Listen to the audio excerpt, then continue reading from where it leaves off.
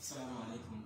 Daga farko dai suna na Rashidu Aliyu, President abin ga Biro Zero Karantuwa da abin ga Fattau Accident Butan.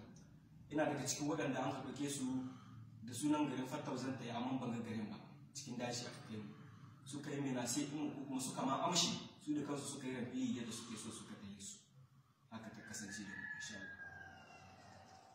To da suka ɗauke ku idan suka kai ku cikin wata fadama ce, ni ma ban ma san wannan wajen ba. Cikin fadama ne itatuwa ka ɗage da kai wajen nan. Dan a fibire ni ina ga abin da muka ci daga dambutan mun kai 15 kilo muna ta ba mu ga gari ba sai da aka kai mu cikin wani dashi. Hayya ta yadda ba da muka yi ba mu bi hayya ba. Cikin dashi kawai muka kai. sun bige ku. To cikin mu ni dai gaskiya ba a buge ni amma akwai aboki na guda shi sai da suka kai ga bugun shi. Suka ce kanan uwan shi ko kanan uban shi ke cikin non da daktar wanda za su yi mafarki da yake so gote. Haka ta kasance da insha Allah. To ku ga ku ai